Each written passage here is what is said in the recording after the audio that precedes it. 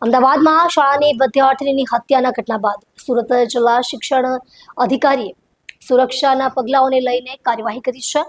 તેમણે સુરત જિલ્લાની તમામ સરકારી અનુદાનિત ખાનગી પ્રાથમિક માધ્યમિક અને ઉચ્ચતર માધ્યમિક શાળાઓને પત્ર લખી શિસ્ત સમિતિની રચના કરવાની સૂચના આપી છે।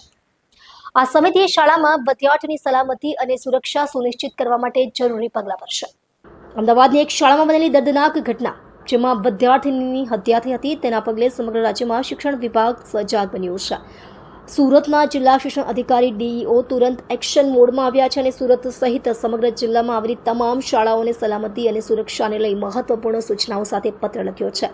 આ પત્રમાં ડીઈઓએ સરકારી ગ્રાન્ટેડ અને ખાનગી શાળાઓ જેમાં પ્રાથમિકથી લઈ ઉચ્ચતર માધ્યમિક સ્તરની શાળાઓનો સમાવેશ થાય છે તમામને પોતાના કેમ્પસમાં શાળા શિસ્ત સમિતિ રચવાની ફરજિયાત સૂચના આપી છે, જેમાં વિદ્યાર્થીઓની સલામતીને પ્રાથમિકતા આપવી, શાળા પરિસરમાં કોઈ પણ જાતની અસામાન્ય પ્રવૃત્તિ સામે તુરંત પગલાં લેવા, સીસીટીવી જેવી તકનીકી વ્યવસ્થાઓને વધુ કાર્યક્ષમ બનાવવી, સ્ટાફ અને સહાય કર્મચારીઓનું નિયમિત વેરિફિકેશન કરાવવું, વિદ્યાર્થીઓને તેમના પેરેન્ટ્સ સાથે નિયમિત સંવાદ જાળવી સુરક્ષા બાબતે જાગૃત રહેવું।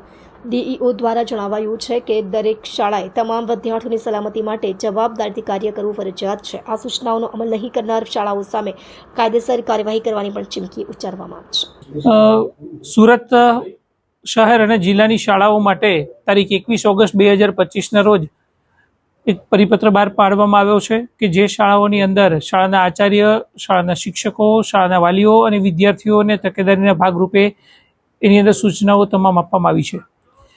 વિદ્યાર્થીઓની સુરક્ષાને ધ્યાનમાં રાખી સ્કૂલ સેફ્ટી પોલિસી 2016ને ધ્યાનમાં રાખી આ પત્ર બહાર કરવામાં આવ્યો છે। તમામ શાળાઓને તાકીદ કરી છે કે આકસ્મિક રીતે શાળાઓની અંદર તમામ વિદ્યાર્થીઓની સ્કૂલ બેગ ચેક કરવી, જેથી કરીને ખ્યાલ આવી શકે કે કોઈ વિદ્યાર્થીની સ્કૂલ બેગની કોઈ અનિચ્છનીય વસ્તુઓ નથી કે કોઈ બાબત નથી, તે બાબતની તકેદારી રાખવા માટે પણ જણાવ્યું છે। અને આ ઉપરાંત જ્યારે વાલી મિટિંગ થતી હોય ત્યારે વાલીઓને પણ આ બાબતે જાણ કરવામાં આવે કે વિદ્યાર્થીઓ જ્યારે શાળાએ આવે છે ત્યારે શાળાઓની અંદર આવતા પહેલાં સ્કૂલ બેગની પણ ચકાસણી કરવી। જો વિદ્યાર્થીની સ્કૂલ બેગની અંદરથી કોઈ પણ પ્રકારની આવી વસ્તુઓ જાણવા મળશે તો વાલી અને વિદ્યાર્થીઓને સાયકોલોજીસ્ટ પાસે એ બાબતે કાઉન્સેલિંગ કરવામાં આવશે। અને આ ઉપરાંત જો બાળકમાં સુધારો નહીં દેખાય તો શાળાની અંદરથી વિદ્યાર્થીઓને શાળાનું એલસી આપવા દેવા સુધીની કડકમાં કડક કાર્યવાહી કરવા માટેની પણ સૂચનાઓ આપવામાં આવશે।